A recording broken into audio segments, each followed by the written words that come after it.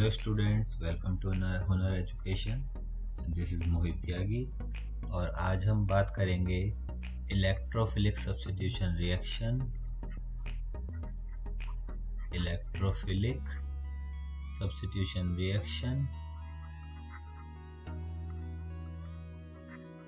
Of benzene.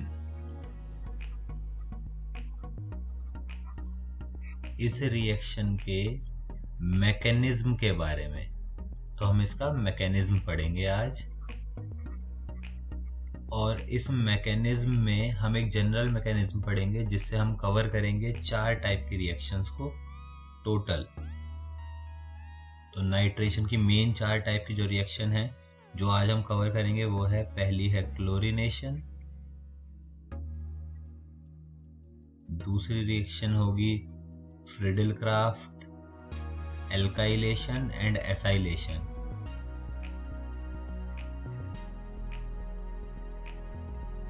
Friedel-Crafts alkylation and तीसरी reaction होगी Friedel-Crafts acylation। और चौथी रिएक्शन जो होगी इनसे अलग, वो हम कवर करेंगे नाइट्रेशन को। ये 4 main type of electrophilic substitution reaction है जो बेंजीन और उसके डेरिवेटिव शो करते हैं। तो हम एक एक करके इन तीनों का मैकेनिज्म देखेंगे और हम एक जनरल मैकेनिज्म देखेंगे जिसमें हम इन चारों का एक साथ पढ़ सकें। तो आइए इसके मैकेनिज्म पर आते हैं। तो इसका मैकेनिज्म 3 स्टेप से मिलके बना है। तो सबसे पहले स्टेप पे आते हैं। तो सबसे पहला स्टेप है इसके मैकेनिज्म का जनरेशन ऑफ एन इलेक्ट्रोफाइल। तो जनरेशन ऑफ एन इलेक्ट्रोफाइल।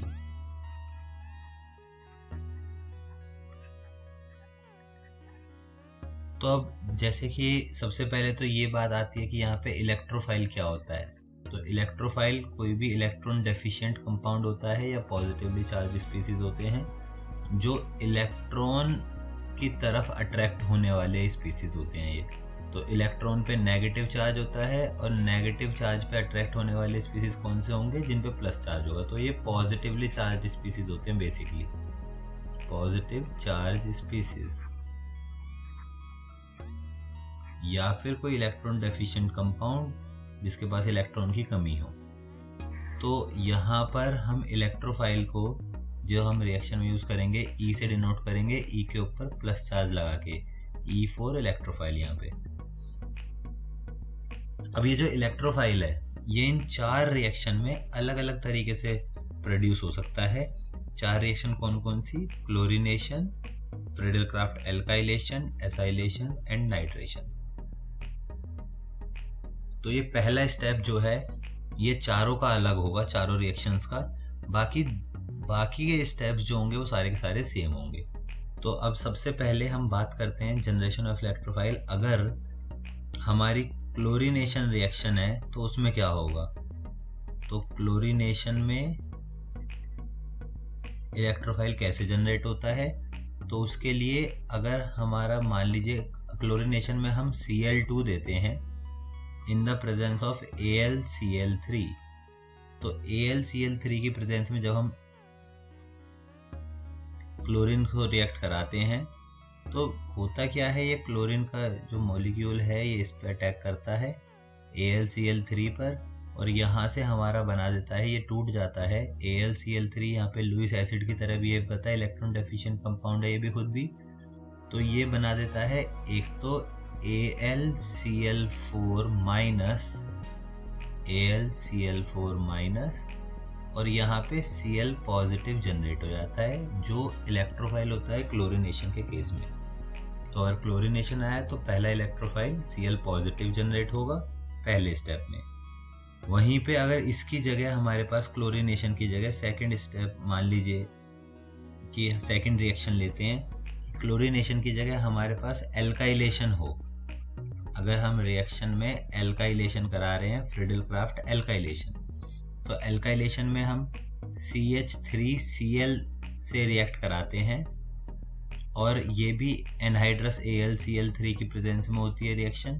तो इसमें भी सेम रिएक्शन होगी और यहाँ पर हमारा AlCl4 माइनस जनरेट हो जाएगा, AlCl4 माइनस, और साथ में CH3 पॉजिटिव मिथाइल कार्बोकैटायन इसमें जनरेट हो जाएगा।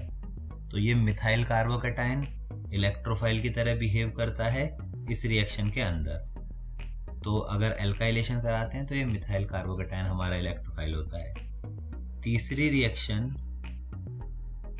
वो है हमारी एसाइलेशन, फ्रिडल-क्राफ्ट एसाइलेशन। तो एसाइलेशन में हमारा जो रिएक्टेंट होता है, रिएजेंट जो रिएक्ट करता है, वो होता है CH3 C double bond O Cl।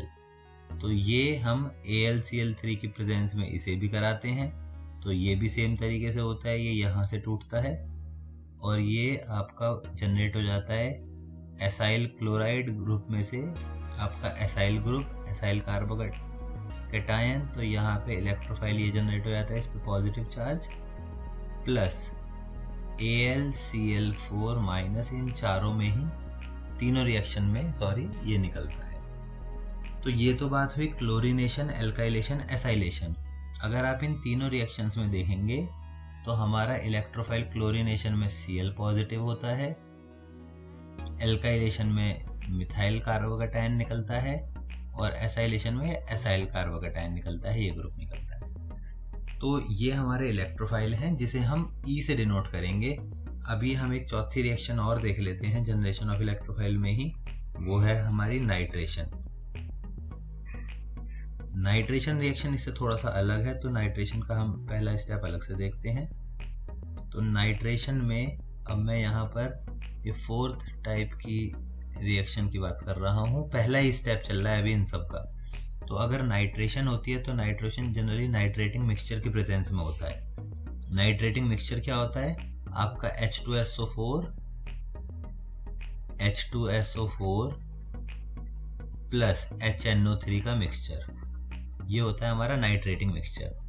तो यहाँ पे होता क्या है, जो हमारा HNO3 है ये सबसे पहले H2SO4 इसे H पॉजिटिव डोनेट करता है और ये एसिड की तरह बिहेव करता है यहाँ पे, और जब ये H पॉजिटिव को ट्रांसफ़र कर देता है तो हमारा बनता है, एक तो HSO4 नेगेटिव निकल जाता है, HSO4 नेगेटिव, क्योंकि H प्लस लूज करने के बाद HNO3 H प्लस को गेन करता है और वो एक प्रोटोनेटेड नाइट्रिक एसिड बनाता है। प्रोटोनेटेड नाइट्रिक एसिड का अगर मैं स्ट्रक्चर बनाऊं तो वो इस तरीके से बनता है, ये ऑक्सीजन एटम पे जाके ये हाइड्रोजन जुड़ जाता है जो सल्फ्यूरिक एसिड से रिलीज हुआ था।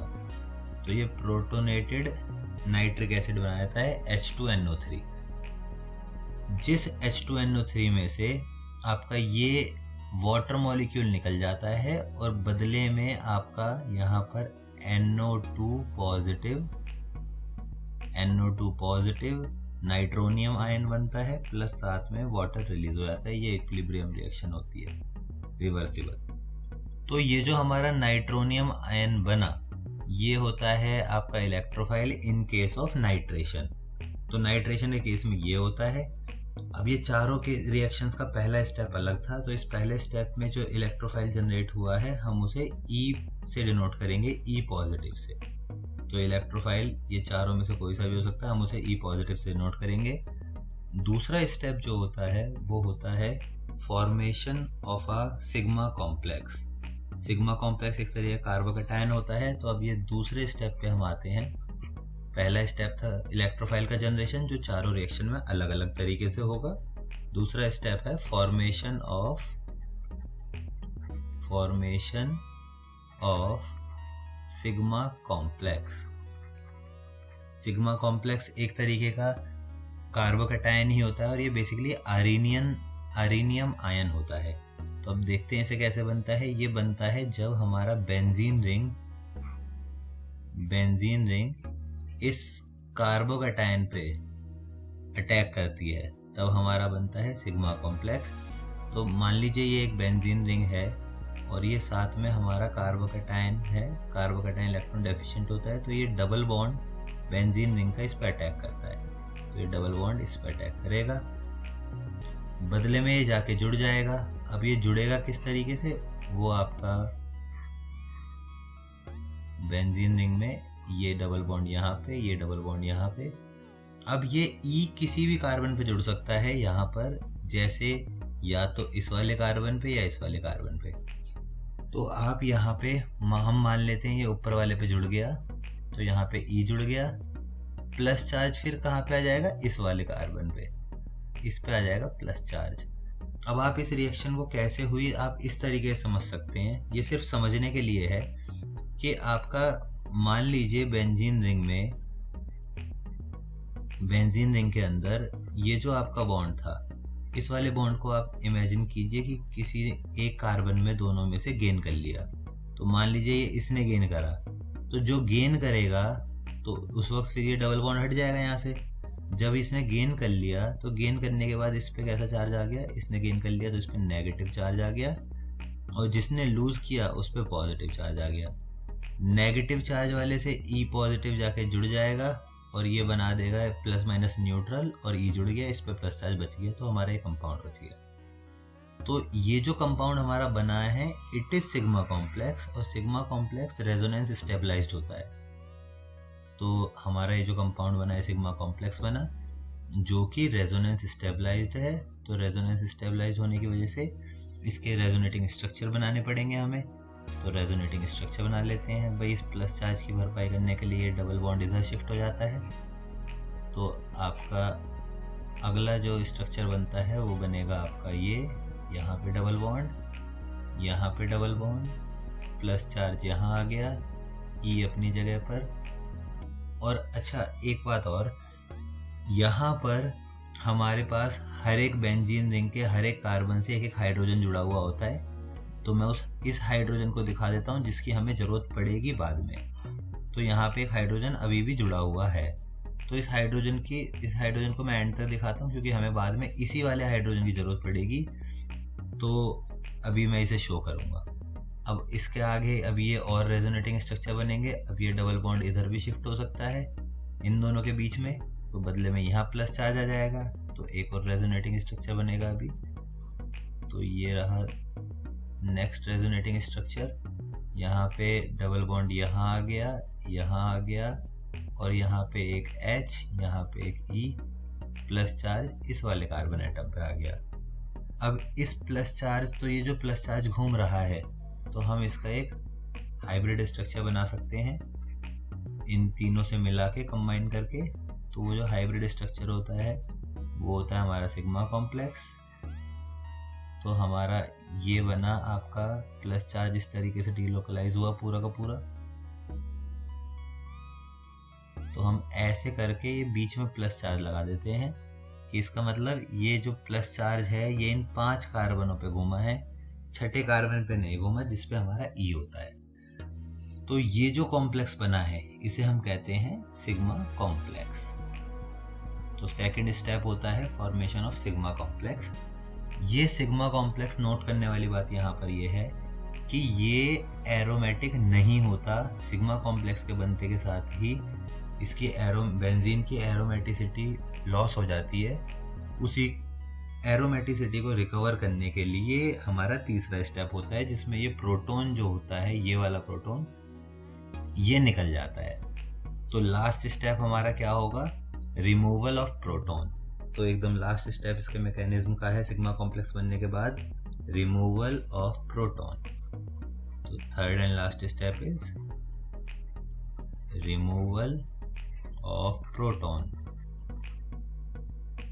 अच्छा, ये रिमूवल ऑफ प्रोटॉन कहाँ से होता है? ये प्रोटॉन वही निकलता है जो sp3 हाइब्रिडाइज्ड कार्बन होता है। अगर आपने ध्यान दिया हो इसमें, तो अगर ये सिग्मा कॉम्प्लेक्स में ऐसे बना दूं, ये हाइड्रोजन, ये इलेक्ट्रोफाइल, और यहाँ पे प्लस चार्ज मान लेते हैं जो हमारा शुरू में जनरेट हुआ था। तो ये जो हाइड्रोजन है, ये जिस कार्बन पे जुड़ा हुआ है, ये आपका sp3 हाइब्रिडाइज्ड कार्बन है क्योंकि इसमें 4 सिंगल सिग्मा बॉन्ड है। तो और जबकि बाकी सारे sp2 हाइब्रिडाइज्ड हैं। तो ये जो sp3 हाइब्रिडाइज्ड वाला कार्बन का हाइड्रोजन है, ये बॉन्ड इधर शिफ्ट होता है वापस ताकि एरोमेटिसिटी आ सके। और ये प्रोटॉन यहाँ से निकल जाता है, लेकिन ये ऐसे नहीं निकलता। अब ये यहाँ पे भी दो केस हैं। दो केस कौन से, कि एक केस ये है कि ये प्रोटॉन Al अगर मान लीजिए alkylation, Friedel craft alkylation, acylation या फिर क्लोरिनेशन, इन सब में हमारा कार्बोकैटायन के साथ ये AlCl4- जनरेट हुआ था, तो ये AlCl4 इस प्रोटॉन को गेन करता है और एक बाद में बदले में ये डबल बॉन्ड इधर शिफ्ट हो जाता है। तो हमारा प्रोडक्ट जो बनता है वो क्या बना, वो आपका बेंजीन रिंग दोबारा से रिटेन हो गई। बेंजीन रिंग में यहाँ डबल बॉन्ड था ही और यहाँ पे भी डबल बॉन्ड आ गया, साथ में यहाँ इलेक्ट्रोफाइल जुड़ गया। तो ये इलेक्ट्रोफिलिक सब्स्टिट्यूशन रिएक्शन हुई। प्लस इसमें निकला क्या, एक तो ये H, ये वाला H और ये Cl4 में से Cl निकल के HCl निकल जाता है, साथ में AlCl3 वापस से जनरेट हो जाता है, एनहाइड्रस AlCl3। इसी तरीके से अगर ये लास्ट स्टेप नाइट्रेशन में थोड़ा अलग होगा, नाइट्रेशन में क्योंकि पहला स्टेप अलग था तो लास्ट में भी थोड़ा सा फर्क होगा। वो फर्क क्या होगा, वो ये होगा कि अगर यहाँ पर ये इस तरीके से नाइट्रेशन में हमारा AlCl4- जनरेट नहीं हुआ था, वहां पे हमारा हुआ था HSO4-, ये जनरेट हुआ था। तो ये इस पे अटैक करता है, बदले में ये वाला बॉन्ड, ये जो डबल बॉन्ड, ये जो सिंगल बॉन्ड है प्रोटॉन वाला, ये इधर शिफ्ट हो जाता है ताकि एरोमेटिसिटी गेन हो सके और हमारा बेंजीन बन जाता है with electrophile attached on it. और साथ में यहाँ पे हमारा H2SO4 जनरेट हो जाता है वापस से। तो ये बेसिकली 4 रिएक्शन का मैकेनिज्म हमने एक साथ कवर किया है। कौन कौन सी रिएक्शन, एक क्लोरीनेशन, एक आपका फ्रीडल क्राफ्ट एल्काइलेशन, एक फ्रीडल क्राफ्ट एसाइलेशन और एक लास्ट में नाइट्रेशन। ये 4 मेन इलेक्ट्रोफिलिक सब्स्टिट्यूशन रिएक्शन है बेंजीन की, जो ये शो करता है, जो आप काफ़ी इंपॉर्टेंट होती हैं 11th-12th क्लास या हायर एजुकेशन में भी। तो आई होप आप लोगों को समझ में आया होगा। अगर वीडियो अच्छी लगी हो तो प्लीज़ लाइक, शेयर और सब्सक्राइब करें। आपसे मिलते हैं नेक्स्ट वीडियो में, तब तक के लिए गुड बाय।